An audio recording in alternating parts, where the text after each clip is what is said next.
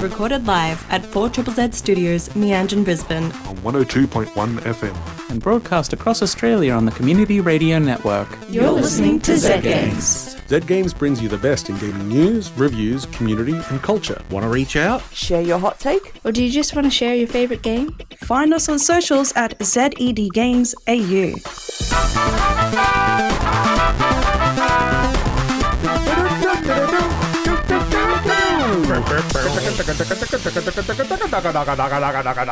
You are listening to 4ZZZ. 4ZZZ. 4ZZZ. This is Zed Games. I'm your host Paul, and joining me are my good friends Zahra and Peter. Hello. Hey y'all! Hey, you two. What's been happening in the world? Oh, no, I'm not asking that question. Dear God. What's been happening in the world? No. What a terrible time to exist in the world. Let's just talk about games today. I would love to just talk about some games. You know what? Let's because there's quite a bit of things to talk about of that. I'm actually going to drop a bit quickly into our news here. So let's hit it, me.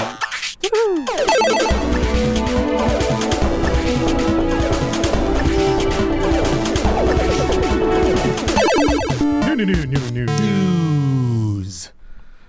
Still getting the timing quite right. I was a split second wrong there. Okay, we're going to talk to some news, and this week Zahra's finally put together a few stories, but I have a pickle to pick with Zahra. Pickled pick. Because whilst they have included many stories of interest here that we may discuss, there is one story that was completely omitted that I thought was so funny I did not make note of her. Something was revealed last Friday that's quite heavily gaming related. The Switch 2. Yeah. Yeah. What is there to talk about, Paul? That's the funniest thing about it. The Switch 2's reveal. There were so many leaks. So many leaks. And we're like, cool. We know what it looks like and all that. We know it's got magnetic thingos. Now, give us the details. And what was the announcement? Nothing. What it looks like. Yep. It's just what you imagine a Switch 2 would look like. It's bigger, it's faster, it's got more features, which weren't announced. We did see the new Mario Kart. We did. Okay, granted. Behind the Switch, like not. So we don't know anything about it. There's Mario characters in karts. That's as much as we really got. Which that's every Nintendo. Yeah, some people don't like how Donkey Kong looks. I don't care. Has it even been confirmed that it is the Donkey Kong? It could be. It could be Donkey Kong. Could be. Could be Donkey Kong. Yeah, Junky Kong. Jinky Janky Kong. Anyway, and also about the only projected feature that looked like it was confirmed. Again, looked like because all they did was show the form factor and it moving around. She's like, ooh, is the idea that the Joy-Cons may potentially work as optical mice. Yep. At one point, they're just racing them on the end that connects to the console. They're racing them around like race cars on the table. There were many joystick drift jokes there. Yeah. And the rumor is still that it's Hall effect, so hopefully no drift. But also, we still don't act like it was a rumor before, and it's still considered a rumor now, even though they raced around the table like race cars. It confirmed nothing. There was no confirmations at all. What I love is, so we're getting details starting on the 4th of April? 4th of April. No, 2nd of April, because I was really hoping it was not American date format. Oh. Because I thought it was going to be the 4th of February. I'm like, that will be fine. But no, 2nd of April, American date format. Thank you very much. But at least heavy on the rumor circuit is that there's a Nintendo Direct next month. And they have at least one big heavy hitter before the Switch 2. Okay. I mean, timeline. Come on. No. That's the one detail we did have confirmed. We already knew it, but they did say Switch 2 will definitely play Switch games, both the physical and digital games, with some exceptions. Yes. And those exceptions are probably going to be things like Labo, where you've got to physically put the thing inside a piece of cardboard, and it definitely won't fit because it's a different shape. Who still has their Labo stuff? I have almost all the Labo stuff. Oh, good work. Unopened, because I picked it all up for like $15-20 each, and I just was about to have my first child. I was like, this'll last, so I'm going to wait, I don't know, another year or so, and they can build some a Labo. Labo. Anyway, that's lovely. Should we shift on to some other news? I guess so. Indeed. Yeah, I think so. Okay, let's talk about Trump. We love it. Speaking of Do we? bans for Genshin Impact. Oh, no, that's not Trump related. No. Confirm. Trump plays Genshin.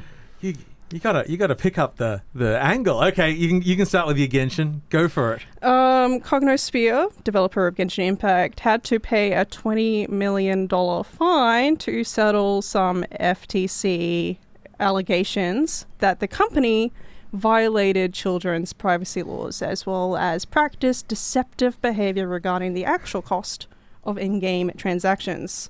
In addition to the fine, the company now must block children under 16 years old from making in-game purchases without parental consent. Yes, you kind of hoped that would have existed anyway. Yeah, I would have thought that would have already existed in the game, but no. So- Apparently not. Let's do some perspective here. A $20 million fine for a game that has made $3.7 billion. Does it seem like a drop in the bucket? Yeah, slap on the They wrist. didn't even notice the bucket. That's a small minor leak. Yes. Someone goes, hey, it's leaking. Stop it. Associated with the TikTok ban that came and went. People were very surprised on last weekend to discover, well, Americans at least, that they could no longer log into Marvel Snap. It was Which is so upsetting because it's everyone's favorite game. it is huge. Oh, Yeah, it is Quite a popular game. It is huge, and now because it also has like synergies with rivals, so it's like, if you play around in Marvel Snap, you'll get a special Skin thing option. nose ring for customization. Spider-Man, whatever. Yep. So they cross-pollinate between. It was because ByteDance, who owns TikTok, they also publish Marvel Marvel Snap. Now, this is editorial. Paul's opinions are his own and not that. There's nothing in the law that said that they had to take down Snap.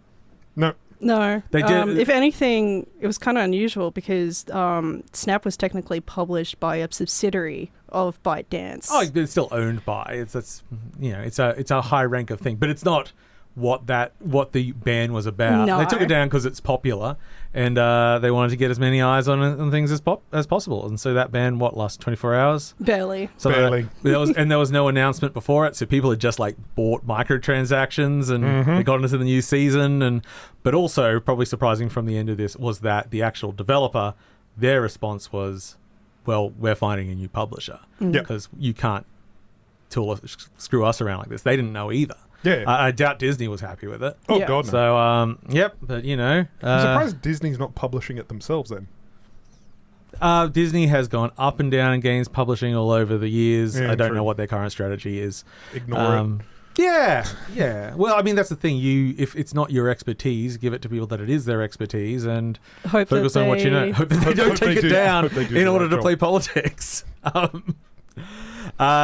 Otherwise, It is back, so yeah. Snap fans, don't worry. If you want to snap along, go for it. Yeah. In news of other things being taken down, though, more permanently. Yep.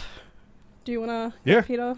EA will be shutting down the Origin app on the 17th of April this year, which the EA app will completely replace, but it's not going to be the smoothest transition.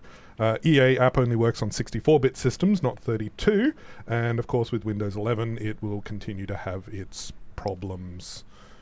I mean, you've had about 20 years to stop using a 32-bit system. Yeah. If you have a computer that has less than 4 gig of RAM, and You're probably not playing any sort of modern games on it. and probably the games that you are playing probably can get around not using Origin.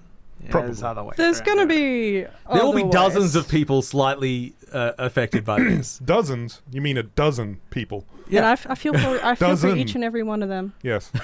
My condolences. Here's a $5 gift card to the EA app. Yes. Sorry, you started to speak, and I did not No, want I to was cut you. just- Oh, you were just breathing. I was just breathing. Oh, you and your breathing. You're always into that. Yeah, it's what the kids are into these A couple days. of quick things we reported a couple of weeks ago. The Deltarune Chapter 3 and 4 would be out this year. A little note that 4 may not. Probably not. Yeah, But- they're putting delays on that. Yeah. They've decided it's not up to Scruff and putting a little delay. Not so up to that- Scruff. Well, Oh, specifically, doesn't match the quality of the other chapters. yeah. And they aren't scruffy. They're not Scruffy, no. And in Zahra news, Sonic the Hedgehog 4 will be coming in 2027, potentially in the March of that year. Which seems weird. It does. Why weird? Why not on Boxing Day? Like all the other movies. Yeah. Well, did they all come out on Boxing Day? I mean, you would know. I would know. I was there at every single one of them. Oh my lord. Maybe there's maybe it ties into something. I don't know. I mean, the next Sonic game. That's what secretly some of the announced. Sonic fans are That's losing their mind 2 about. years away. There will be 7 new Sonic games before then. Yeah, but this will be the next numbered one. It's going to be the year of silver. What are we? What's the next number one? We haven't had 5, have we? No, we've. This is in the movies. No. No, The next numbered Sonic game. Peter's saying the next. No one numbers Sonic games anymore. It would be confusing at this point. We haven't numbered them since 3. 4. Exactly. So Hey, no, we've got 4. No, sorry. Yeah, you're right. Yeah. Okay, so the next one will 4, be Sonic episode 5. 1. Sonic 5. When Sonic 4 launches in the movie theaters. Okay. Enough, you Sonic perverts. Yeah, we know. Just a couple of games coming out. We're just going to do a quick selection. On January 23rd, you should be able to get Final Fantasy Rebirth on PC. Goodbye, friends. I miss Star you. Wars Episode 1 Jedi Power Battles coming to pretty much everything. Also, we've got Mark of the Deep coming to PC on January 24th. Guilty Gear Strive is getting a Switch release on the 25th. Cuisina comes to Switch. Orcs Must Die Death Trap is coming out on Xbox consoles and PC. Warside is coming out to everything. And anything I missed that you'd like to chuck in there, kids? Not specifically. There's a good Pretty one happy out with there that. coming. Maybe Cuisinier on Switch for the January 28th. I thought I said Cuisinier. Oh God, now I can't say Cuisinier. Cuisinier. Well, now we said it twice, 3 times. 4 Cuisinier. times. Yeah, I reviewed it last year. But it's coming to the Switch. It's pretty okay. Not a classic, but fine. A weekly dose of science on 4ZZZ is now available as a podcast. I learned that you can hear the difference between different water temperatures when they're poured. I'm going to pour one after the other into a different glass, and you have to tell me which one is which temperature. I've got a hot and a cold. Right, here's the first one. Any thoughts? Yeah, I'm saying cold. It sounds cool. Yeah. Yeah? Okay. Here's the second one.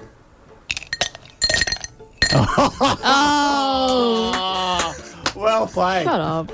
Search No Idea 4ZZZ on your favorite podcasting app. That's spelled KNOW, like Kano Idea. It's a visual pun on an audio platform. I don't know why we did it. This is Zed Games, and I'm your host, Paul. And joining me are Zahra and Petar. Hello. And now it's one of my favorite times. Ooh. I'm little, I really little.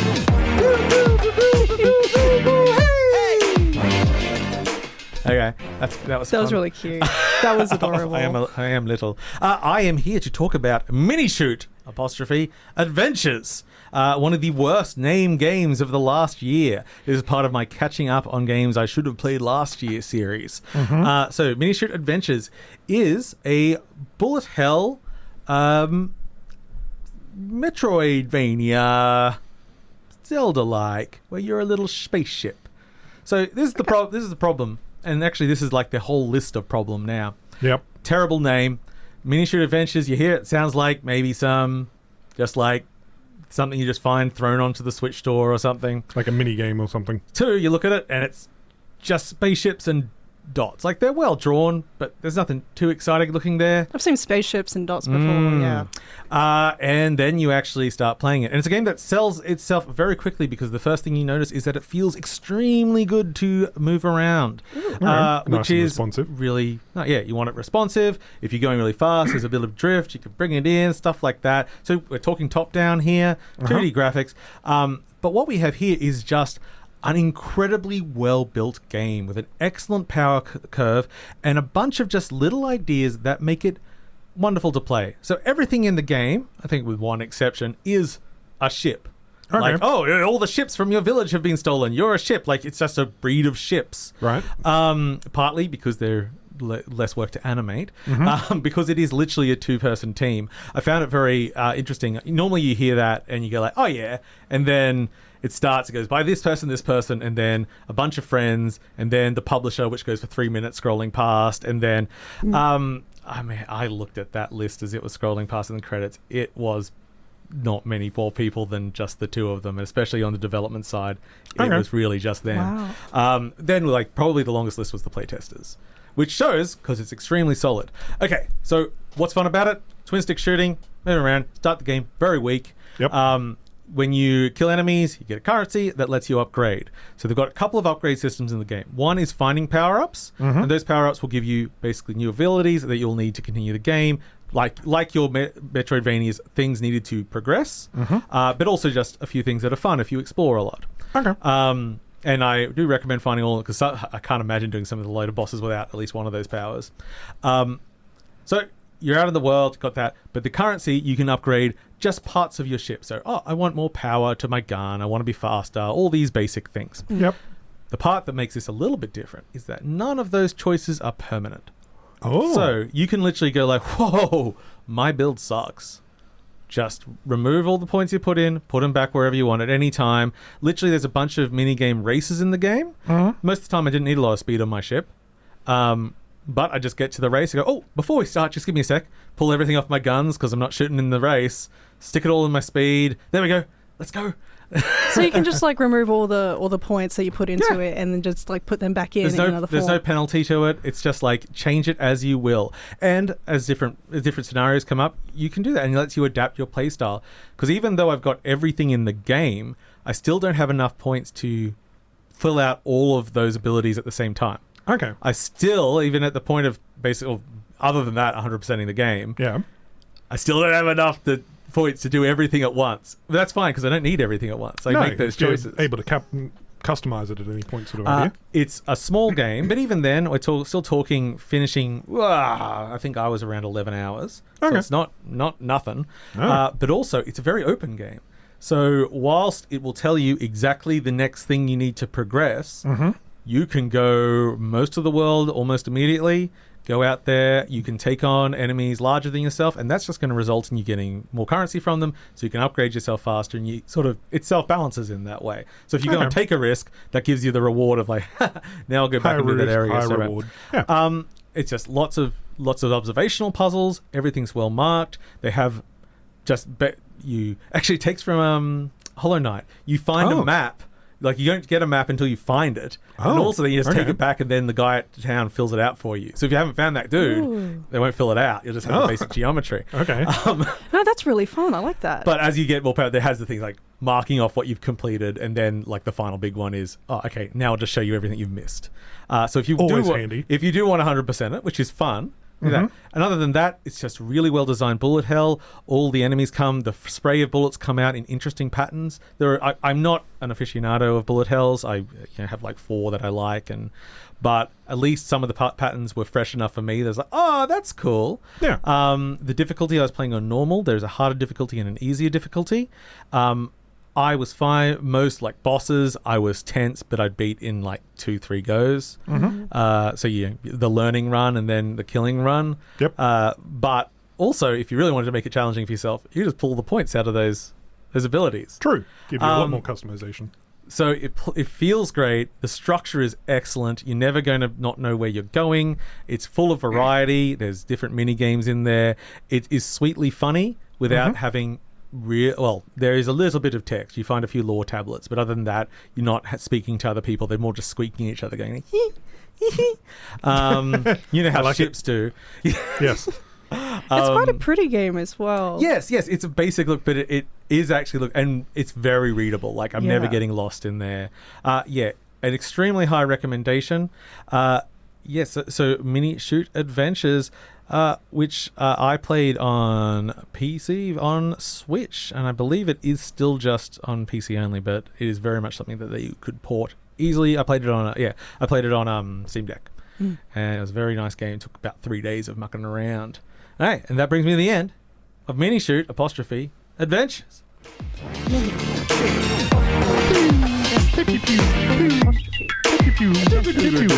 Why is there an apostrophe? I mean, is it the name is Minishoot, but then no S? Maybe there's a character named Minishoot in there. But doesn't Minishoot itself have to be a plural for the apostrophe? I don't know. Because even... we need someone better at grammar. Ronnie, where are you? Speaking of grammar, this happens again. Oh my god, really? A little bit a little bit of wall. I'll put them over here. I've done the corners and I've done the edges. This piece of sky looks like this other piece of sky. That Puzzles. it does. Turns out it was the reflection of the sky in the water. Oh, don't even talk to me about that, Paul. Trust me, that has stumped me on more than one occasion. But Peter, what are we talking about? we are talking about a game that came out a while ago, but I have only recently discovered and decided to do a review on, called Jigsaw. Sonic! No. Oh, sorry. Sonic Jigsaw. No. No, Paul, that's Although me. I'm sure Zahra would appreciate that. No. Jigsaw Puzzle Dreams.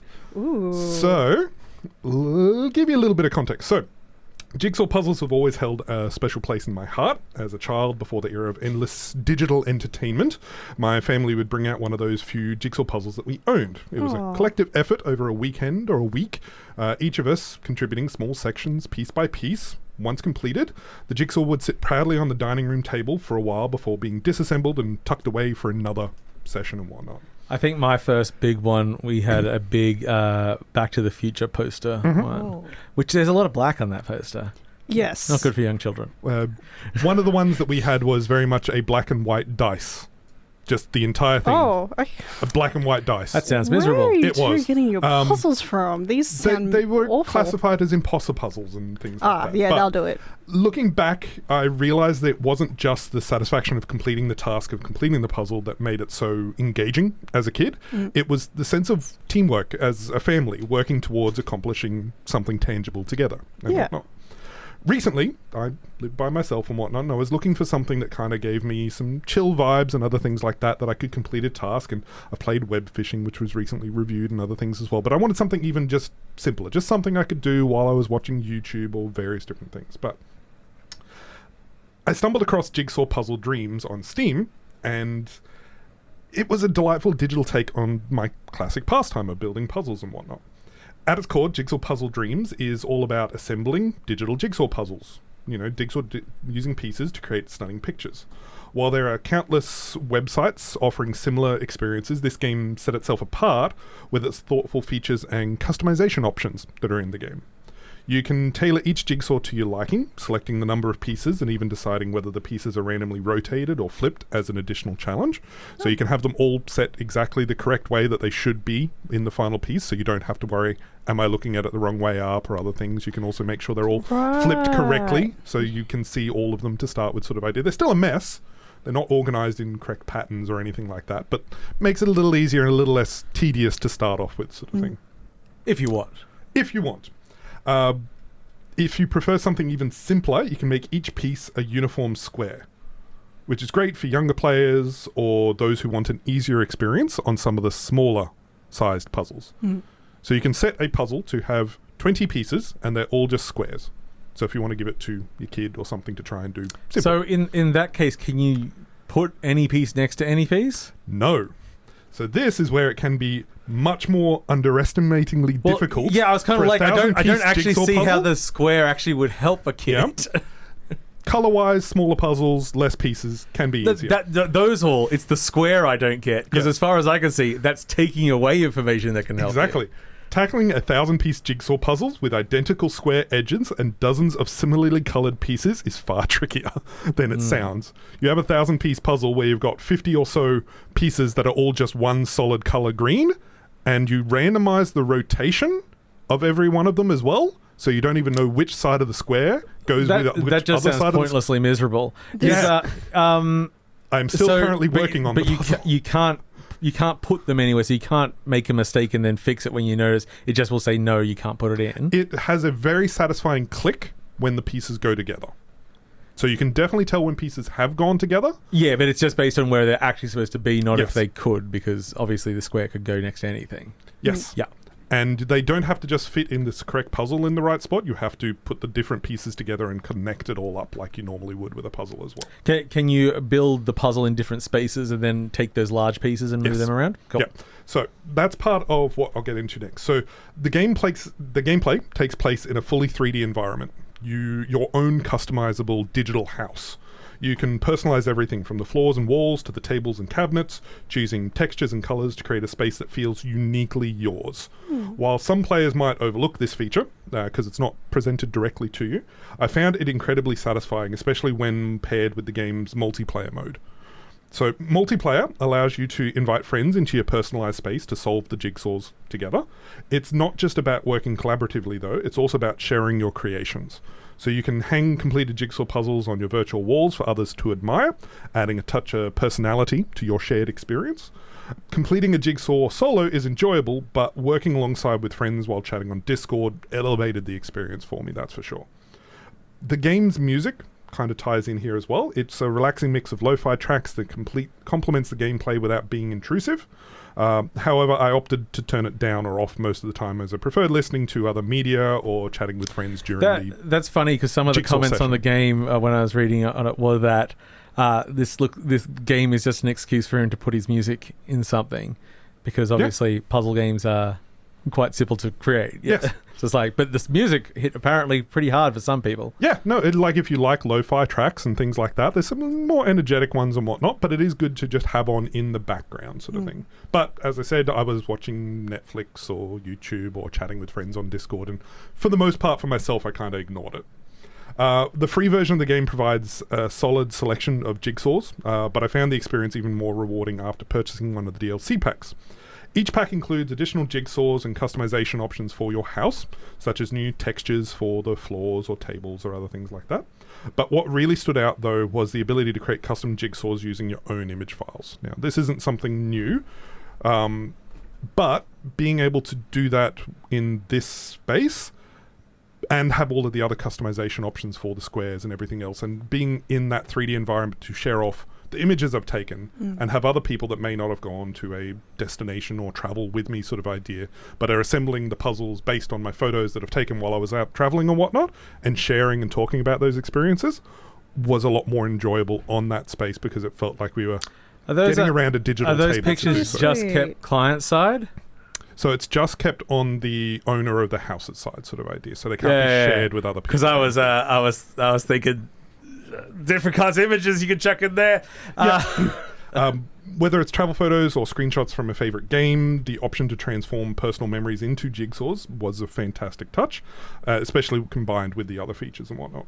I'm going to turn into an escape room where they have to get put the puzzle together to get the formula for the antidote for the poison I just gave them. You could. Okay, Mr. Jigsaw. Most DLC packs are pretty reasonably priced at $7.50 and offer a variety of additional jigsaws and customizations and stuff.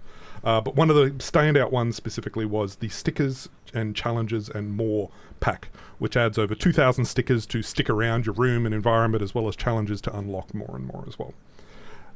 Yeah, the main thing to buy a DLC pack for is to give you the option to customize your puzzles and stuff, though. It's not in the base game. The free game allows you to connect with others and play within their spaces and do your own. Yeah. But any of the DLC packs includes the option to customize those puzzles. As simple as like jigsaw puzzle mechanics can be in it, having that space is pretty good. One of my favorite games in recent years was Puzzling Places, which is a VR 3D puzzle builder, which they then added multiplayer to. Yeah. And it is just nice. Even at, like completely off video games, we still at work just have a puzzle table. Yeah. You sit down and have a chat with someone, sort some pieces out. Yeah. Don't do their face. That Jerry's doing that face. Don't touch any face pieces.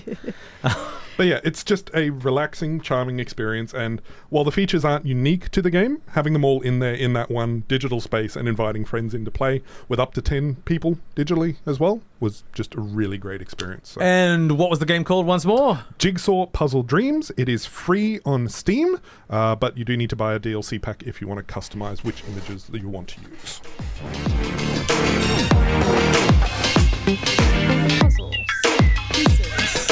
Puzzles.